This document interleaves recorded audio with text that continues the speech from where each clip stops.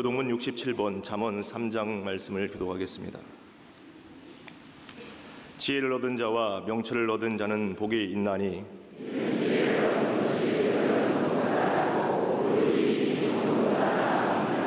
지혜는 진주보다 귀하니 내가 사모하는 모든 것으로도 이에 비교할 수 없도다.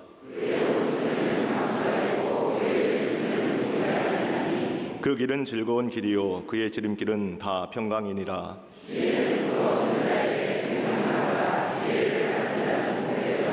여호와께서는 지혜로 땅에 터를 놓으셨으며 명철로 하늘을 견고히 세우셨고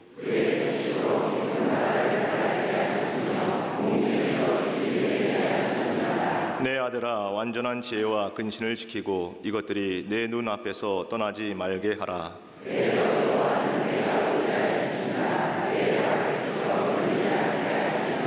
아멘.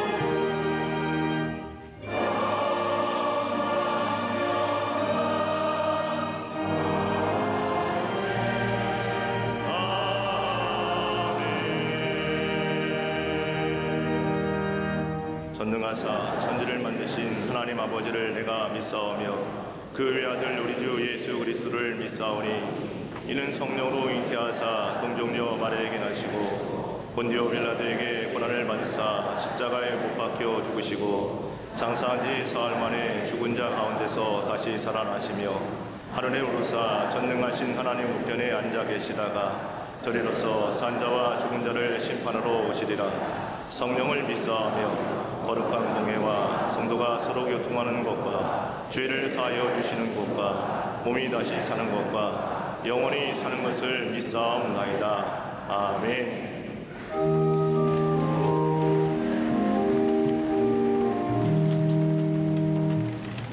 사랑과 은혜가 풍성하신 전능하신 하나님 아버지, 오늘도 거룩하고 복된 주일을 허락하시사 주님 전에 나와 감사와 찬송과 경배를 올려드리게 하심에 진심으로 감사를 드립니다.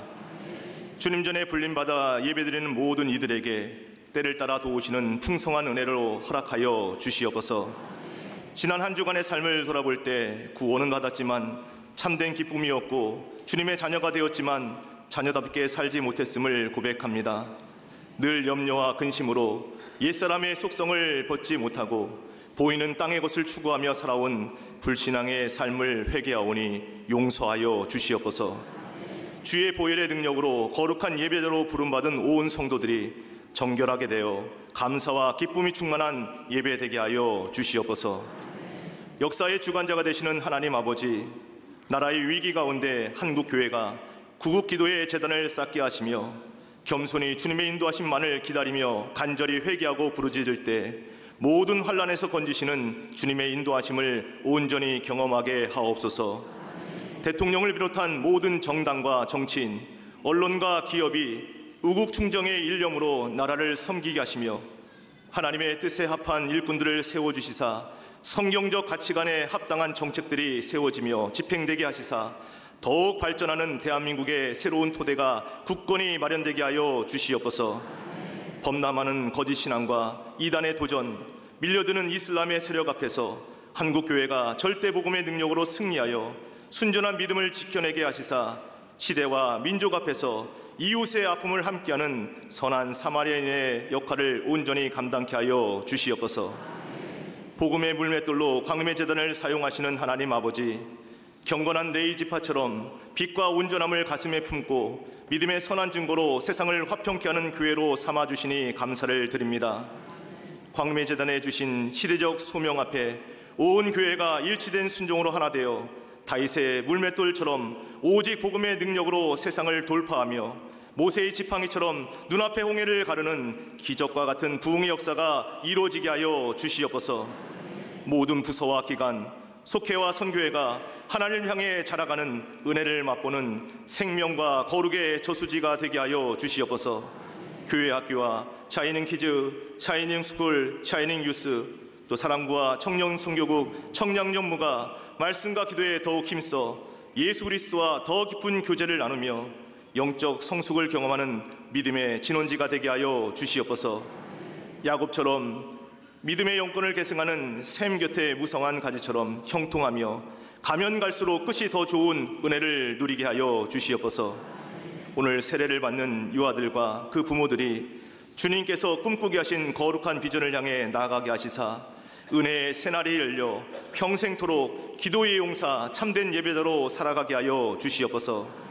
세우신 지성전과 해외 선교지들마다 오직 복음을 증언하는 일에 매진하여 새 생명의 역사가 불리듯 일어나게 하여 주시옵소서. 수도원 리모델링과 건축 중인 국내 선교 모든 것들이 복음적 글로벌 네트워킹으로 만들어지게 하여 주시고 국내 선교를 마무리하는 선한 영향력을 미칠 수 있도록 영적 인프라를 허락해 주시옵소서. 광명에 속한 모든 가정과 일터마다 하나님의 꿈이 저희의 비전이 되고 예수님의 성품이 저희의 인격이 되며 성령님의 권능이 저희의 능력이 되는 하나님 나라의 영적인 드림팀이 되게 하여 주시옵소서. 지속적으로 세계 선교의 비전들을 이루어 가시는 감독님께 신원의 강건함을 더하시며 발걸음 닿는 곳마다 복음의 열정과 생명의 역사가 넘쳐나게 하여 주시옵소서. 주님이 주신 꿈을 안고 목자의 심정으로 섬기시는 담임 목사님을 영육간의 강건함으로 붙드시며 성령의 권능으로 충만케 하시사 목회 현장마다 생명의 열매로 가득하고 그리스도의 향기가 뿜어나게 하여 주시옵소서. 주님의 말씀을 대원하실 때 주의 영광이 드러나게 하시며 듣는 모든 이들에게 굳세고 담대한 믿음과 소망을 허락하여 주시옵소서. 거룩한 예배를 위해 몸과 마음과 물질과 시간을 드리는 이들의 헌신, 충성을 기쁘게 받아주시사 살리고 세우는 축복의 통로로 귀하게 쓰임받게 하여 주시옵소서. 병상에 있거나 여러 사정으로 출타 중인 교우들에게도 저희와 동일한 하늘의 신령한 은혜로 충만케 채워 주시옵소서.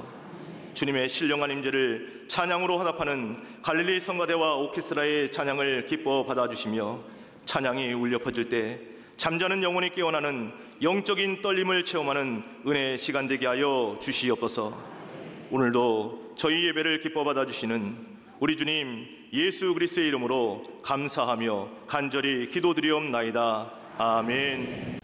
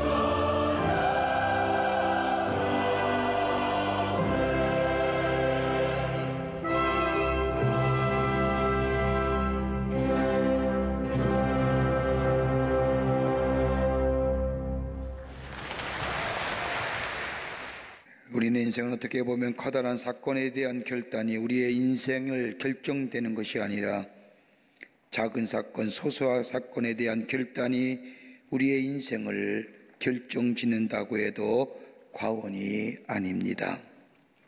어떻게 보면 오늘의 나의 모습은 과거의 작은 결단이 빚어낸 산물이라 할 것입니다. 또 오늘 내가 어떠한 결정을 내리는가에 따라서 우리의 미래가 결정되어집니다. 근데 문제는 오늘 내가 내린 결정이 과연 바르냐라는 겁니다. 내가 매일매일 선택하며 결정하는 것들이 정말 바르냐? 한 발자국 더 나아간다고 한다면 내가 내린 이 결정이 올바른 결정인 것을 어떻게 알 수 있을까? 이것 때문에 고민하지 않습니까?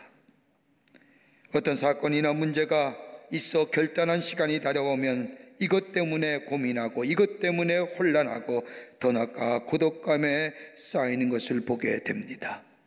이 중압감을 못 이겨 쉽게 결정해버리고 쉽게 결정으로 인하여 내게 닥쳐진 이 실패와 더불어 낭패는 참으로 감당하기 어려움을 보게 됩니다. 그렇게 결단할 때마다 고민하는 겁니다. 예수님께서 인류 구원을 위하여 십자가의 고난을 앞에 두시고 제자들을 불러놓고 간곡하게 밤이 맞도록 하나님 나라의 복음을 전하십니다. 요한복음 13장서부터 17장의 말씀을 보면 제자들 향하여 마지막으로 긴 선교를 마친 후에 성만찬을 행하신 후에 당부합니다. 야, 믿음 굳세게 가져야 하느니라. 흔들리지 말아야 되느니라. 더 나아가 정신 차려야 되느니라.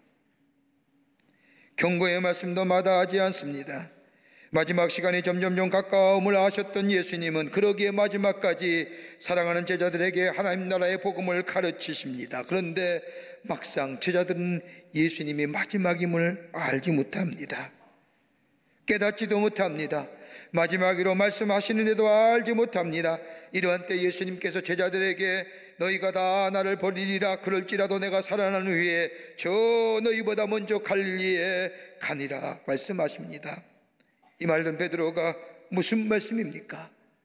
다 버릴지라도 나는 그러하지 않습니다라고 말합니다. 이 말을 듣는 예수님께서 베드로에게 오늘 밤 닭이 2번 울기 전에 내가 나를 3번이나 부인하리라. 그래서 이 베드로가 힘주어 말합니다. 무슨 말씀입니까? 내가 주와 함께 죽을지언정 주를 부인하지 않을 겁니다. 이 말에 다른 제자들도 함께 더불어 고백합니다. 그리고 시간이 지난 후에 베드로는 예수님의 말씀처럼 장담하고 맹세했지만은 그 고백과 결단은 여지없이 무너지고 다른 사람의 조롱과 수치와 자존감이 깨어지는 참으로 부끄러운 인생으로 전락된 것을 보게 됩니다. 무엇이 이 베드로로 하여금 이 부끄러운 고백하게 되었을까요? 그리고 수많은 사람들에게 수치와 조롱과 손가락질 받는 참으로 안타까운 인생의 삶을 살아갈 수밖에 없었을까요? 우리가 믿음이 있다고 하면서도 하나님을 향한 뜨거운 사랑이 있다고 하면서도 우리가 그토록 넘어지고 무너지게 하는 우리의 믿음들, 부끄러운 결단들, 도대체 왜 이런 일이 우리 가운데 일어날 수 있을까? 그런 의미에서 오늘 본문의 말씀을 우리에게 귀한 영적인 교훈과 더불어 도전 줍니다. 오늘 본문의 말씀을 통해서 몇 가지로 함께 말씀을 나누며 은혜 받기를 원합니다. 첫째로, 영적인 눈이 어두워지면 부끄러운 결단합니다. 오늘 본문의 말씀을 보십시오.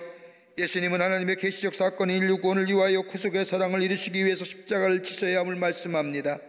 오늘 본문의 말씀과 같은 내용이 기록한 마가복음의 말씀을 보면 14장 22절의 이하의 말씀을 보면 예수님이 마지막으로 성만찬을 행하십니다. 그러면서 예수님이 떡을 떼어 제자들에게 주시며 가라사대 받아 먹으라 이것은 내 몸이니, 그리고 또 잔을 가지고 사례하시고 저희에게 주시며 가라사대 너희는 이것을 마시라. 이것은 죄 사함을 얻게 하려고 많은 사람들을 위하여 흘리는 바 나의 피 곧 언약의 피니라.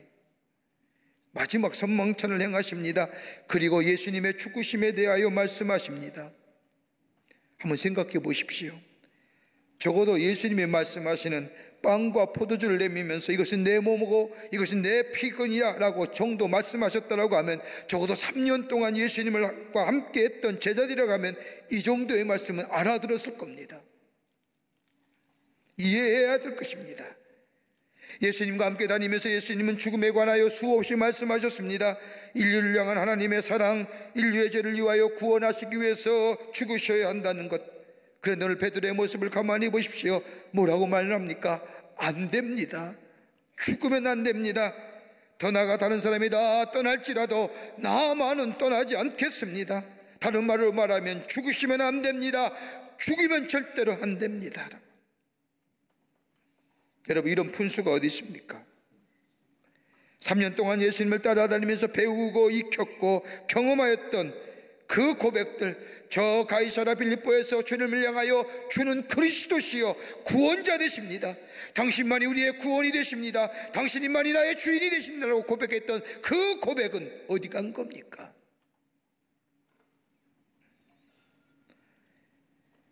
왜 이런 고백이 일어났을까요? 다름이 아니라 무지하기 때문입니다. 지혜가 부족하기에 예수님이 하시는 말씀의 의미를 깨닫지 못하는 겁니다. 무지하고 지혜가 없으니 영적인 눈이 감겼습니다. 어두워졌습니다. 영적인 눈이 어두워지니 다시 말해 예수님이 무슨 말씀하시는지 이해가 안 되는 겁니다. 알지 못하기에 무지하게 관용합니다. 무지하게 다른 사람을 괴롭게 하고 더 나아가 자기도 괴로워하며 다른 사람도 괴롭게 하며 자기도 망할 뿐만 아니라 다른 사람도 망하게 합니다. 다가올 하나님의 나라와 더불어 하나님의 계시의 사건인 십자가와 더불어 하나님의 노예 속의 은총을, 놀라운 은총을 예수님은 말하였건만, 예수님의 죽으심은 인류의 구원을 위한 죽으심이요 하나님의 계시적 사건이요 하나님의 구속적인 사건이라고 얘기하셨구만. 그 십자가가 하나님의 사랑이 나타난 바 되었고 하나님의 공의가 나타난 바 되었다고 말씀하셨건만, 베드로는 그 예수님의 십자가에 아니 됩니다. 알지 못하고 깨닫지 못하고, 그리고 오늘 예수님이 말씀하신 게 무엇을 말하는지 알지 못하는 베드로, 왜요? 왜 그랬을까요? 적어도 3년 정도만 따라다녔다면 예수님의 죽으심, 예수님이 땅에 오신 목적, 예수님이 왜 십자가에 달려들어온 것인가 아실만 한데, 다름 아니라 베드로의 눈에는 인간의 욕심과 욕망으로 가려져 있기 때문입니다. 여러분, 인간의 욕심과 욕망으로 가려져 있으면 하나님의 놀라운 사랑을 발견하지 못하고 하나님의 공의와 정의를 보지 못하는 거예요. 그러기에 마태복음 19장 27절의 말씀을 보면 베드로가 예수님께 묻지 않습니까? 우리가 모든 것을 다 버리고 주를 따라 싸운즉 우리가 무엇을 얻으리까? 집을 버렸습니다. 가정도 포기하고 예수님을 따랐습니다. 저 갈릴리 호수의 직업도 버렸습니다. 다 버렸는데 우리에게 무엇 해주실 겁니까? 다 버린 것 같았지만은 그의 마음에는 공명심과 더불어 자신의 욕망, 자신의 세속적 효용 버리지 못했습니다. 자기의 사랑도 버리지 못했습니다. 자신의 욕심과 욕망 때문에 눈이 어두워졌습니다. 이 공명과 이 철새역이 베드로의 눈을 어둡게 한 겁니다. 하나님 지혜가 없으니 내가 누군지 모르는 겁니다. 하나님을 경외하는 것이 지혜의 근본이라고 했는데 하나님을 경외하는 마음이 사라지니 지혜가 없으니 내가 얼마나 어리석고 얼마나 나약하고 얼마나 비겁하고 얼마나 교만한지를 깨닫지 못하는 겁니다. 여러분, 지식은 습득되어지기에 많이 가지면 가질수록 내가 대단한 사람인 것처럼, 내가 높은 사람인 것처럼, 권세, 내가 가지면 높아지면 높아질수록 내가 대단한 사람처럼 생각하는 겁니다. 나이가 들어도 그 자리에 못 내려오니, 내가 어떤 사람인지 모르니 그 권세가, 그 지식이 나를 교만케 하고, 교만은 패망의 선망의 자리에 서게 하는 걸 모르는 겁니다.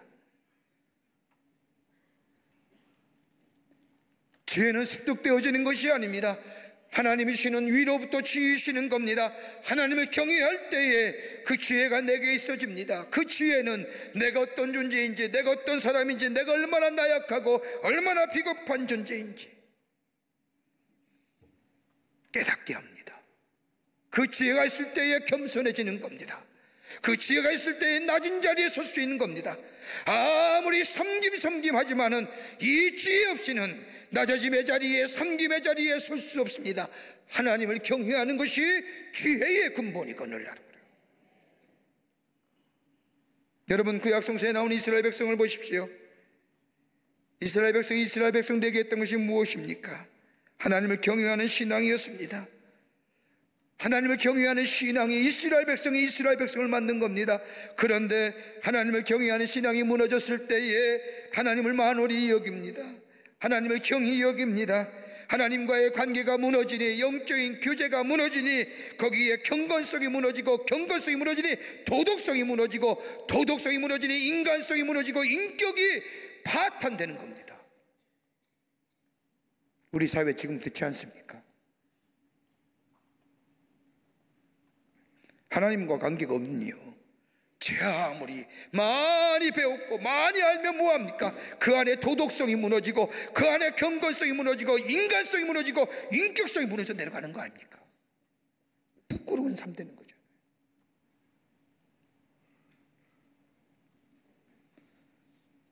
하나님과 영적인 관계를 무너뜨리는 것이 뭘까요? 내 인간의 것들이 하나님보다 앞서게 될 때에, 인간의 욕심과 욕망이 하나님보다 앞서게 될 때에 인간은 총체적 위기에 빠져듭니다. 여러분, 정치의 위기가, 경제와 사회의 위기가, 이것이 위기가 아니라 우리의 영적인 것이 위기 있을 때에 그 인생이 총체적인 위기입니다.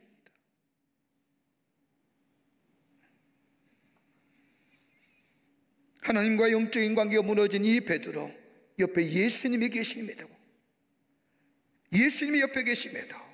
불구하고 베드로의 마음속에는 예수님이 아니 계시기에 예수님이 왜 이런 말씀하는지, 왜 예수님이 이 이야기를 깨닫지 못하는 겁니다. 인간의 욕심과 욕망으로 눈이 가리워진 거죠. 여러분, 우리의 삶이 왜 넘어지고 실패하며 연약해지며 이유가 어디 있을까요? 우리의 욕심이, 우리의 욕망이 우리를 나약하게 만든 건 아닌지요? 그러기에 갈라디아 5장 24절의 말씀을 보면 바울은 그리스도 예수의 사람들은 육체와 함께 그 정욕과 탐심을 십자가에 못 박았느니라. 십자가에 못 박는 거예요. 그리고 내 안에 예수가, 그 욕심과 욕망의 자리에 예수가 계실 때, 예수를 바라볼 때에 승리하는 인생 되는 거예요. 여러분, 조정경기 아십니까? 조정교의 특징은 목표를 등지고 노를 젓는다는 겁니다. 일사불란해야 결승점에 도달할 수 있습니다. 어떻게 하면 그렇게 끝까지 일사불란하게 질주할 수 있을까요? 결승선을 보지 못하면서도 어떻게 초점을 결승선에 맞추며 그 일사불란하게 노를 지을 이유가 어디 있을까요? 해답은 조타수 있는 겁니다. 선수들은 결승점을 등에 주고 있지만 조타수는 결승점을 봅니다. 그리고 확성기를 통하여 뒤에 있는 사람까지 들리도록 결승점이 어딘지, 어떻게 노를 저든지 가르쳐 줍니다. 노를 짓는 사람은 조타수를 똑바로 바라봐야 됩니다. 조타수의 말에 귀 기울여야 됩니다. 그 명령에 순종할 때에 비로소 결승점에 도달하여 수많은 사람들의 환호와 환성과 영광을 들을 수 있습니다. 우리의 삶에 조타수는 어떤 거지요? 욕심이세요? 아닐 겁니다. 내 욕망이 아닐 겁니다. 바울은 히브리서에서 믿음의 주여 온전케 하시는 예수를 바라보자, 예수를 바라보고 예수의 하시는 말씀에 귀 기울이며 그 말씀 따라 사는 인생 될 때 그 인생이 환호와 영광과 수많은 사람의 박수갈채를 벌이며 선한 영향의 주인공 되는 복된 인생으로 살아가게 될 줄 믿습니다. 들려오는 주의 말씀에, 들려오는 주의 말씀에. 두 번째는 기도 없이 맹세할 때에 부끄러운 삶 삽니다. 기도 없이요.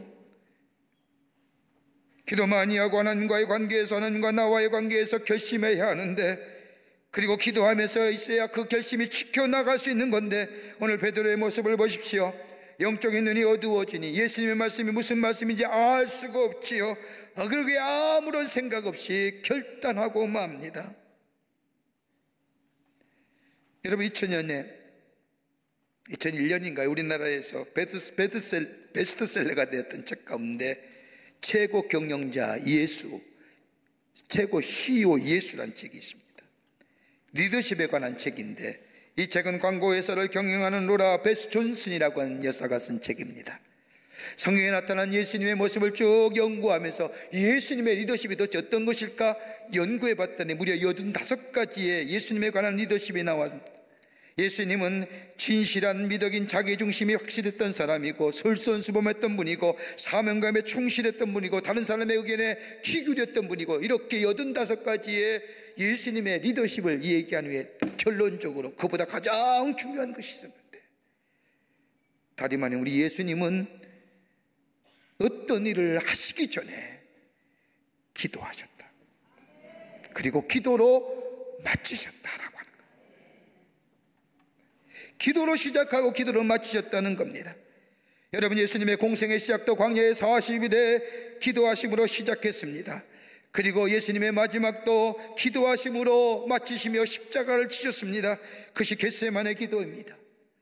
예수님의 영적인 위기입니다. 다른 것으로 위기를 극복한 것이 아니라 하나님 앞에 기도함으로 이 영적인 위기를 극복하셨을 뿐만 아니라 하나님의 구속의 사업을 완성했던 것을 보게 됩니다. 여러분, 그리스도인의 강력한 무기가 뭘까요? 기도입니다. 기도가 먼저 되어야 됩니다. 기도하지 않는 사람은 그리스도인이 아닙니다. 혹자는 말합니다. 의지가 있고 열정이 있으면 되지 않느냐. 근데 여러분, 여러분의 의지 믿을만 합니까? 여러분의 패션 믿을만 합니까? 쉬 사라지는 게 열정 아닙니까? 끊임없이 비전을 주고 끊임없이 목표가 되어야 돼. 거기에 패션이 생기는 거지.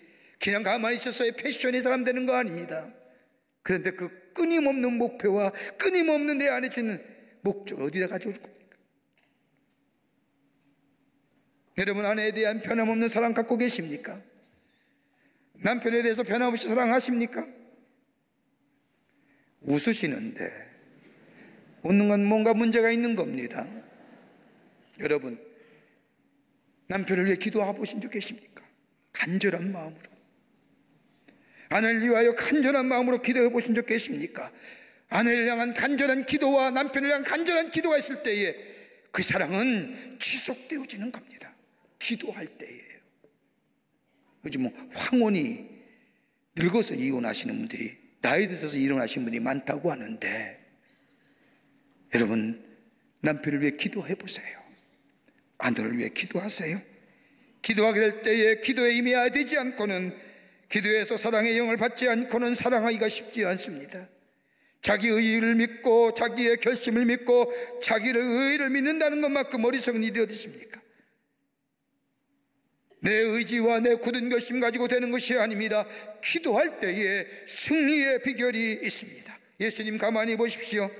예수님이 십자가의 구속의 사건을 앞에 두고 그 엄청난 사건 앞에 하나님 앞에 땀이 피가 되도록 기도하십니다. 문제 해결을 다른 곳에 찾는 것이 아니라 하나님 앞에 자신의 문제를 내어놓고 기도함으로 그 기도 속에 문제 해결을 찾습니다. 예수님의 겟세마네 기도 보십시오. 예수님은 그 안에 기도의 자세와 기도의 내용과 기도에 대한 응답이 있습니다. 예수님의 기도의 내용이 뭡니까? 마태복음 26장 38절의 말씀을 보면 내 마음이 고민하여 죽게 되었습니다. 고민입니다. 인간적 고뇌입니다.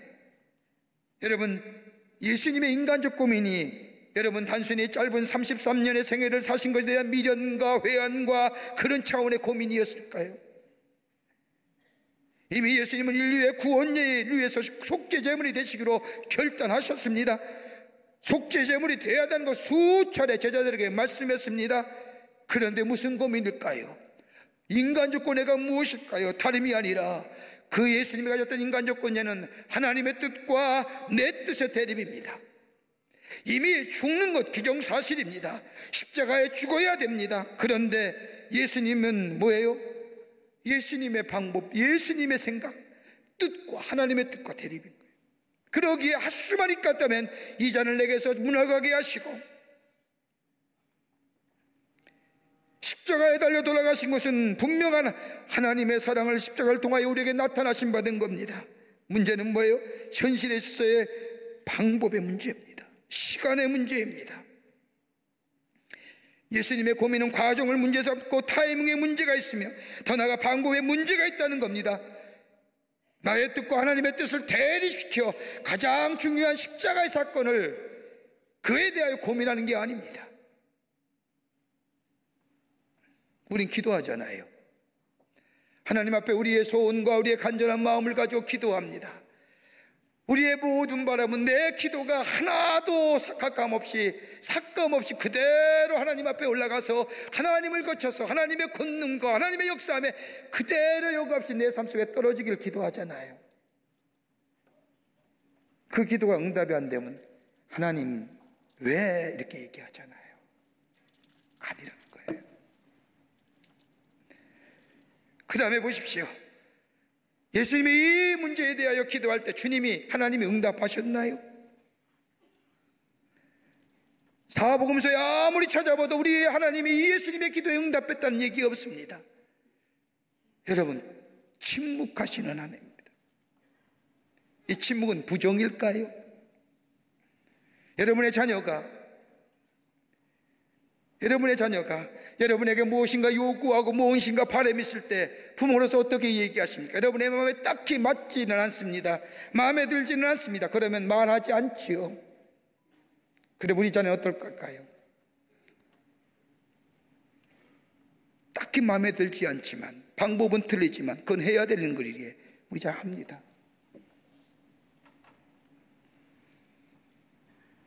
침묵하는 하나님 모습 속에 기도의 응답이심을 믿고 우리 예수님 그대로 순종합니다. 하나님께 전적으로 위탁하지요. 그리고 그 모순되고 부조리적인 현상 앞에 내 뜻대로 하지 마옵시고 누구의 뜻이요? 아버지의 뜻대로 하셔. 기도하셨기에 승리하셨습니다. 기도하셨기에 십자가의 고난도 넉넉히 지셨습니다. 베드로 보십시오. 결정적인 순간에 기도 없습니다. 하나님의 뜻 묻지 않습니다. 자신의 기분과 자신의 뜻대로 결정해버립니다. 여러분, 우리의 삶에 왜 연약하고 실패하고 넘어지고 좌절하고 부정적인 마음에 부정적인 감정에 세상에 비관하며 내 자신에 대하여 자존감이 무너진 이유가 어디 있을까요? 기도하지 않게.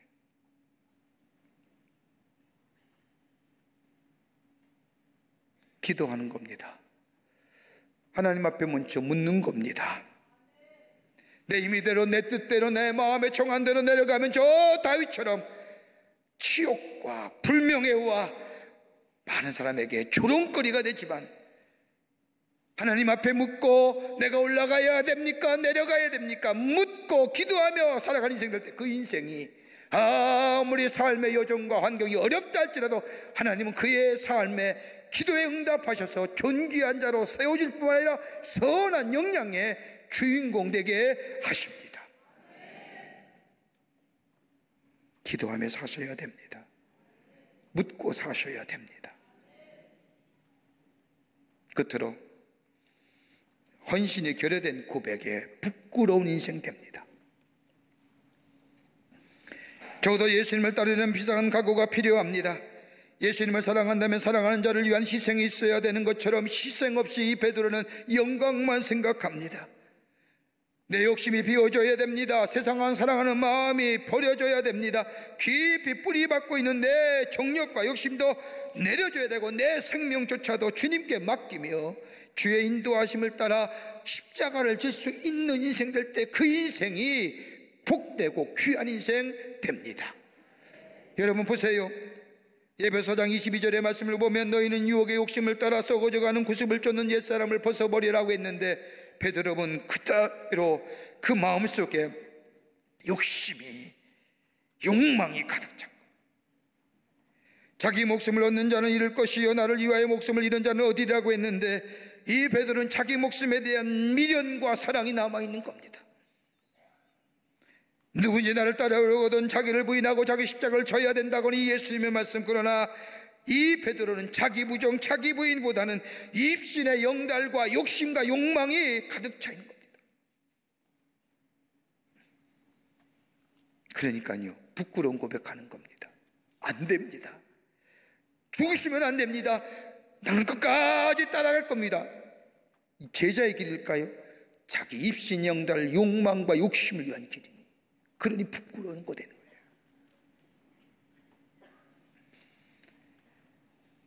어떤 분이 아내의 강권한 권유에 따라서 예배에 참석했습니다.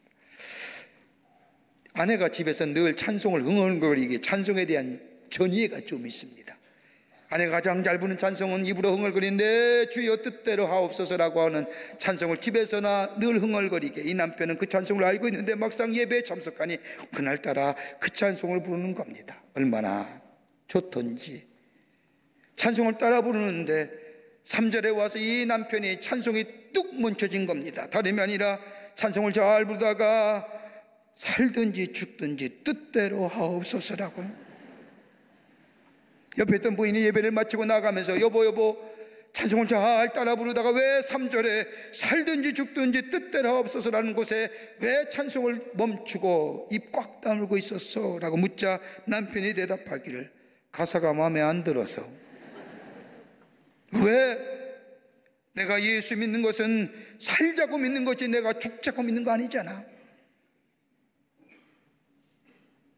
여러분, 그러니까 능력이 없는 거예요. 능력의 역사가 안 나타나는 거예요. 내가 죽어줘야 그 안에 예수 그리스도의 능력이 나타나는 건데,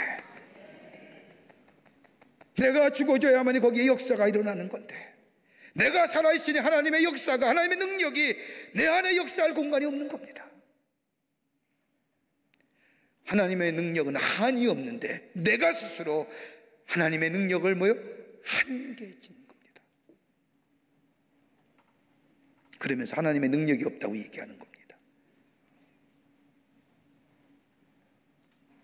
하나님의 능력은 한이 없으십니다. 내가 내려놓고 내가 죽게 될 때 주의 능력이 나타나는 거지요. 옛날 로마가 기독교를 핍박했을 때에 로마 정부에는 이런 인사법을 유행시켰다고 합니다.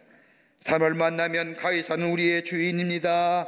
그러면 그 인사를 받는 상대방이 예, 가이사, 그렇죠, 가이사는 우리의 주인입니다 라고 대답하는 인사법을 로마의 다 사람들에게 하겠다고 합니다.